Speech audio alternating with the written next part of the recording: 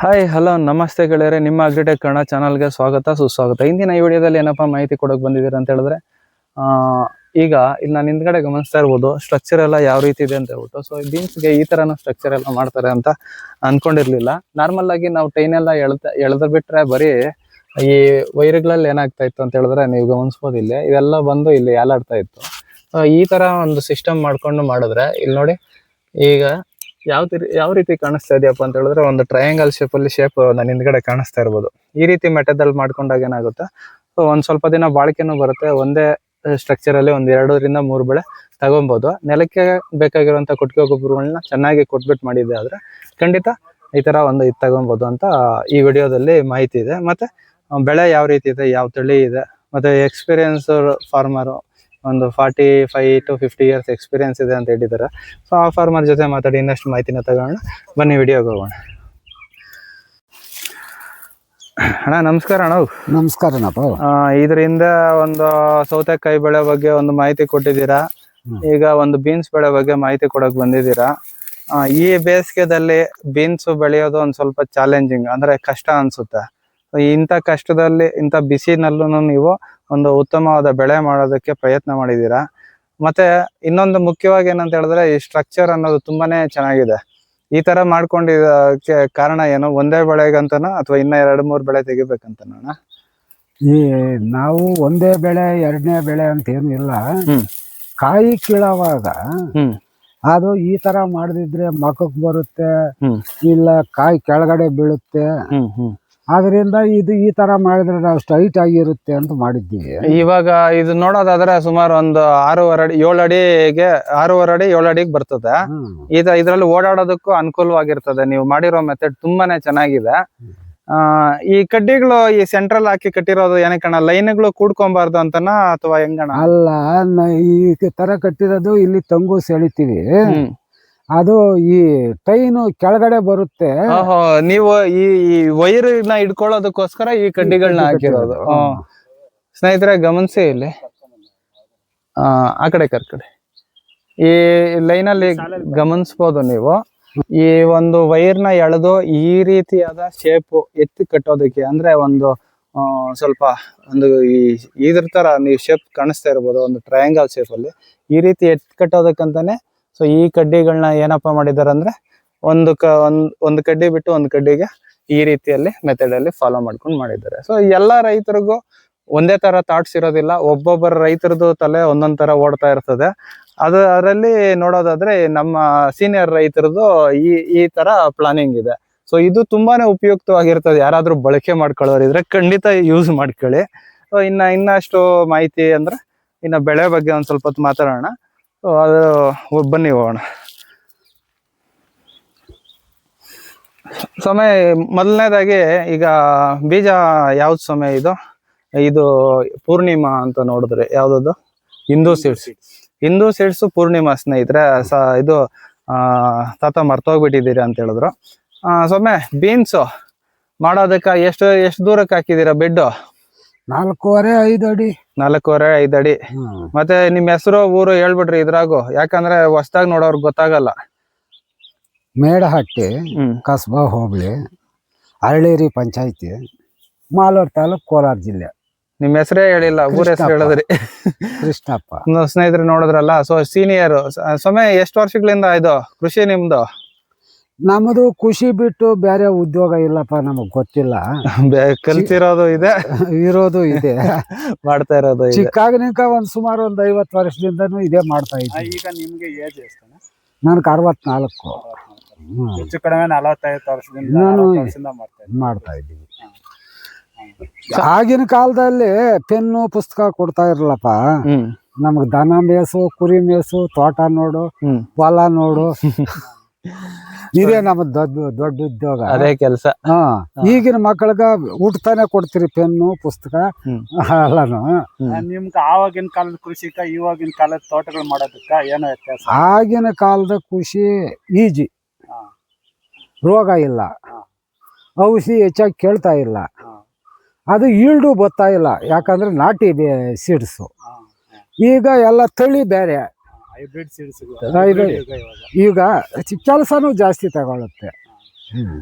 ಮೊದ್ಲಂದ್ರೆ ನೀವ್ ಇಳುವರಿ ಎಷ್ಟು ಬಂದ್ರೆ ಅಷ್ಟು ಸಾಕು ದೇವ್ರೆ ಅಂತ ಮಾಡ್ತಾ ಇದ್ರಿ. ಈಗ ಇಳುವರಿ ತೆಗ್ದಿಲ್ಲ ಅಂದ್ರೆ ಜೀವನ ನಡೆಯೋದಿಲ್ಲ.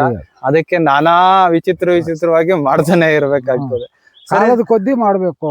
ಮೊದ್ಲು ಈ ಪೇಪರ್ ಆಗ್ತಾ ಇಲ್ಲ, ಹಾಗೆ ದನದಲ್ಲಿ ಸಾಲ ಹೊಡೆದ್ಬಿಟ್ಟು ನಾಟಿ ಮಾಡ್ಕೊಂಡು ಹೋಗ್ತಾ ಇದ್ವಿ. ಹಾಗೂ ಚೆನ್ನಾಗ್ ಆಗ್ತಾ ಇತ್ತು. ಈಗ ಪೇಪರ್ ಇಲ್ದಿದ್ದು ಬೆಳೆ ಮಾಡಕ್ಕೆ ಆಗಲ್ಲ. ಮೊದ್ಲು ನೀರ್ ಹಾಯಿಸ್ತಾ ಕಟ್ತಾ ಇದ್ರೆ, ಇವಾಗ ವಾಲುಗಳು ತಿರುಗ್ತಿರಿ. ಅದು ಕಟ್ತಾ ಇದ್ದಿದ್ದು ಮೊದ್ಲು. ಅದು ನೀರು ಬೇಜಾನಾಗಿ ಕಟ್ತಾ ಇದ್ವಿ.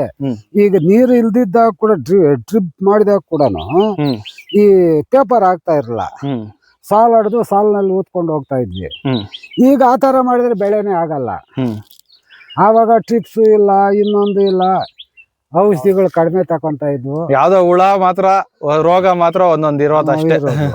ಇವಾಗ ನಾನಾ ರೀತಿ ಮನುಷ್ಯನಿಗೆ ಬಂದಂಗೆ. ಸಮಯ ಈಗ ಬೀನ್ಸ್ ಈ ಬೆಳೆಗೆ ಎಷ್ಟು ದಿನ ಆಗಿದೆ ಸಮಯ? ಇದಕ್ಕ ಒಂದ್ 55-60 ಒಳಗಡೆ, 60 ದಿನ ಒಳಗಡೆ, 50ರಿಂದ 60 ದಿನ ಒಳಗಡೆ. ಸಮಯ ಇದು ತಳಿ ಬಂದು ಹಿಂದೂ ಸೀಡ್ಸ್ ಅವ್ರದ್ದು ಪೂರ್ಣಿಮಾ ವೆರೈಟಿ. ಅಲ್ಲಿ ಬಾಕ್ಸ್ ನೋಡಿದ್ರೆ ನಿಮ್ಗೆ ಹೆಸರು ಗೊತ್ತಿಲ್ಲ ಇದಕ್ಕೆ ನಾವೇ ಹೇಳ್ತಾ ಇದೀರಿ. ಸಮಯ ಸಾಲಿಂದ ಸಾಲಿಗೆ ಅಂತರ ಎಷ್ಟು ಕೊಟ್ಟಿದ್ದೀರಾ ಸಮಯ? 4.5ರಿಂದ 5 ಅಡಿ ಕೊಡ್ಬೇಕು. 4.5ರಿಂದ 5 ಅಡಿ. ಸಮಯ ಈಗ ಡಬಲ್ ನಾಟಿ ಮಾಡೋದು ಉತ್ತಮ ಅಂತ ಹೇಳ್ಬಿಟ್ಟು ಮಾಡಿದೀರಾ. ಮಳೆಗಾಲದಲ್ಲಿ ಏನ್ ಮಾಡ್ತೀರಾ? ಸಿಂಗಲ್ ಮಾಡ್ತೀರಾ, ಡಬಲ್ ಮಾಡ್ತೀರಾ? ಮಳೆಗಾಲದಲ್ಲಿ ನಾವು ಬೇಸಾಯ ಮಾಡ್ದಂಗ್ ಮಾಡ್ಬೇಕು. ಬೇಸಾಯ ಚೆನ್ನಾಗಿ ಮಾಡಿದ್ರೆ 5-5.5 ಸಾಲ ಹೊಡೆದು ಡಬಲ್ ಮಾಡ್ಬೋದು. ಇಲ್ಲ ಅಂದ್ರೆ 4-4.25 ಸಾಲ ಹೊಡೆದು ಸಿಂಗಲ್ ಮಾಡ್ಬೋದು. ಅದು ನಾವು ಮಾಡೋದ್ರಲ್ಲಿ ಡಿಫ್ರೆಂಟ್ ಆಗುತ್ತೆ. ಇವಾಗ ಇದು ಡಬಲ್ ಮಾಡಿದಿರಲ್ಲ? ಡಬಲ್ ಮಾಡಿದ್ದೀವಿ.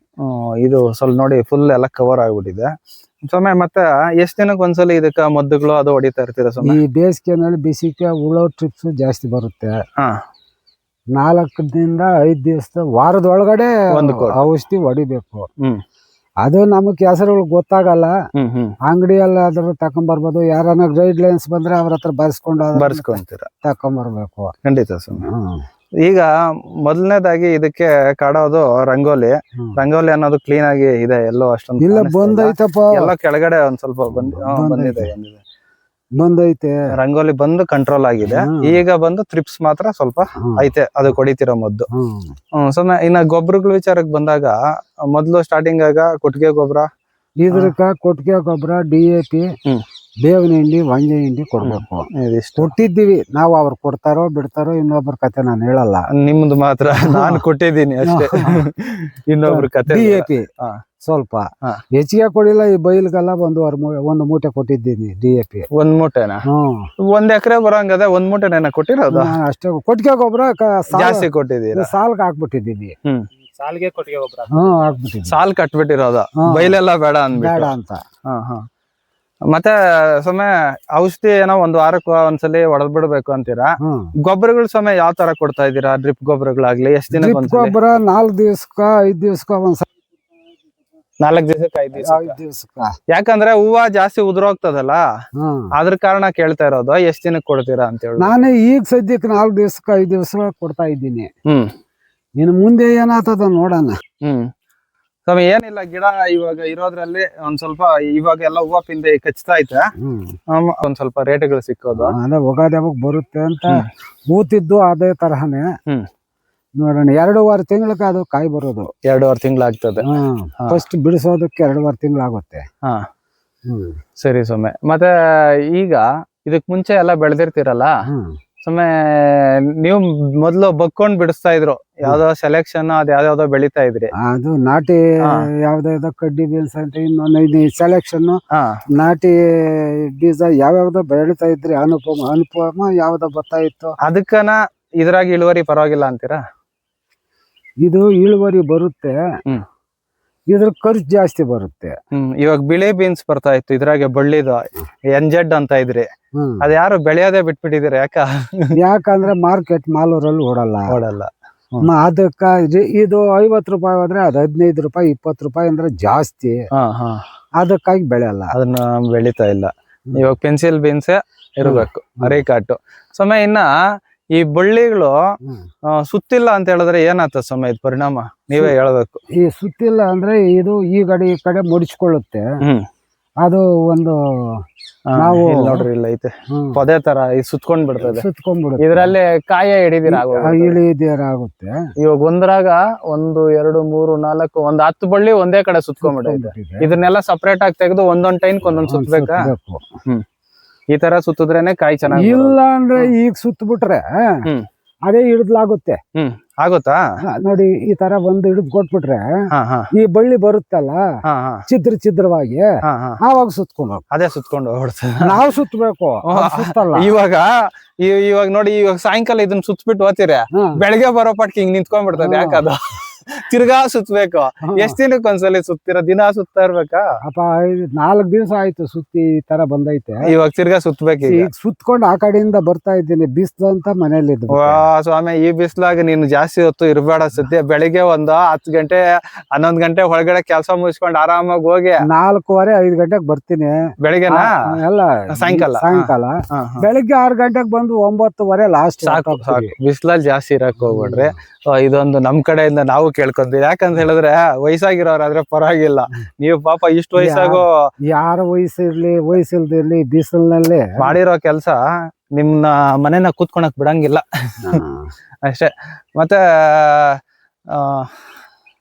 ಕ್ಲಿಪ್ ತಗೋಣ ಅಣ್ಣ. ಈ ವೈರ್ಗಳೇನೋ ಅಡ್ಡಾಡುವ ಕತ್ರಿಗಳ ತರ ಹಾಕ್ಬಿಟ್ಟಿದ್ರೆ ಏನಕ್ಕೆ ಅಣ್ಣ ಇದು? ಈ ಸಾಲಿಗೆ ಎಳೆದ್ರೆ ಹಾಗೆ ಟೈಟ್ ಆಗಿರುತ್ತೆ ಅಂತ. ಇವಾಗ ಈ ಟೈನ್ಗಳು ಹಾಕಿರೋದು ಆ ಕಡೆ ಎಳ್ಕೊಂಬಾರ್ದು ಅಂದ್ಬಿಟ್ಟು ಅಂತ. ನೋಡಿ ಸ್ನೇಹಿತರೆ, ಇದು ನೋಡಿ ಈ ತರ ಹಾಕಿರೋ ಟೈನು ಈ ತರ ಕಟ್ಟಿಲ್ಲ ಅಂತ ಹೇಳಿದ್ರೆ ಒಂದಕ್ಕೊಂದು ಕೂಡ್ಕೊಂಡ್ಬಿಟ್ಟಾಗ ಲೂಸ್ ಆಗೋಗ್ಬಿಡ್ತದೆ.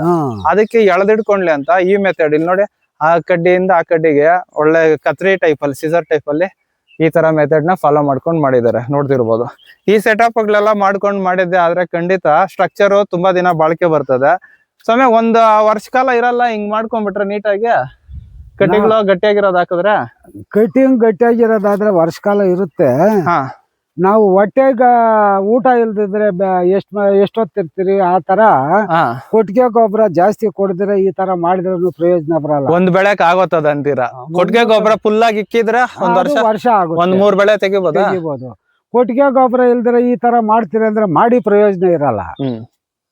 ಸ್ನೇಹಿತರೆ ನೋಡಿದ್ರಲ್ಲ ಎಕ್ಸ್ಪೀರಿಯನ್ಸ್ ಹೆಂಗಿರ್ತದೆ ಅಂತ. ಕೊಟ್ಟಿಗೆ ಗೊಬ್ಬರ ಫುಲ್ ಆಗಿ ಇಕ್ಕಿ ಮಾಡಿದ್ರೇನೆ ಒಂದು ವರ್ಷ 1-3 ಬೆಳೆ 2 ಬೆಳೆ ತೆಗಿಬೇಕು. ಅಂದ್ರೆ ಸುಮ್ನೆ ನಾನು ಮಾಡ್ತೀನಿ ಅಂತ ಹೇಳ್ಬಿಟ್ಟು ಕಡ್ಡಿಗಳು ಮಾತ್ರ ಗಟ್ಟಿಯಾಗಿ ಹಾಕ್ಬಿಟ್ಟು ನೆಲಕ್ಕೇನೋ ಕೊಡ್ಲಿಲ್ಲ ಅಂದ್ರೆ ಏನು ನಡೆಯೋದಿಲ್ಲ ಅಂತ ಇಲ್ಲಿ ಹಿರಿಯ ರೈತರು ಹೇಳ್ತಾ ಇದಾರೆ. ವ್ಯತ್ಯಾಸ ಅದೇ ಏನು, ಇವರು ಅವತ್ತಿಂದ ಮುದ್ದಿಗಳು ತಿಂದು ಹೆಂಗವ್ರೆ ಅದೇ ತರ ನಾಟಿ ಗೊಬ್ಬರ ಇಕ್ಕಿದ್ರೆ ಬಾಳಿಕೆ ಚೆನ್ನಾಗಿ ಬರ್ತವೆ. ಡಿಸೈನ್ ಊಟಗಳು ಇವಾಗ ಇವ ಬಾತುಗಳು ತಿನ್ಕೊಂಡಿದ್ರೆ ಈ ಡ್ರಿಪ್ ಗೊಬ್ಬರಗಳ ತರ ಬೇಗ ಇದಾಗೋಗ್ತದೆ. ಈಗೆಲ್ಲ ಫ್ಲವರ್ ಸೆಟ್ಟಿಂಗ್ ಆಗ್ತಾ ಇದೆ. ಸಾರ್ ಹೇಳ್ದಂಗೆ ಇನ್ನೊಂದು 10-15 ದಿನದಲ್ಲಿ ಒಂದು ಶಾಂಪಲ್ ಅನ್ನೋದನ್ನ ಅವ್ರು ತಗೊಂತಾರೆ. ಶಾಂಪಲ್ ಬಂದು ನಿಮ್ಗೆ ಒಳ್ಳೆ ರೇಟ್ಗಳು ಸಿಕ್ಲಿ, ಉತ್ತಮ ರೇಟು ಉತ್ತಮ ಇಳುವರಿ ಸಿಕ್ಲಿ ಅಂತ ನಾವು ಕೇಳ್ಕೊಂತೀರಿ. ಧನ್ಯವಾದಗಳು ಸ್ವಾಮಿ. ಇಷ್ಟೊತ್ತು ನಮಗೂ ಬೇಕಾಗಿರೋದು ಅಷ್ಟೇನಪ್ಪ ಸ್ವಾಮಿ. ಈ ಬಿಸಿಲಲ್ಲಿ ಸಂಪಾದನೆ ಆಗಿಲ್ಲ ಅಂದ್ರೆ ಇನ್ಯಾವಾಗ ಮಾಡಕ್ ಆಗ್ತದೆ? ಖಂಡಿತ.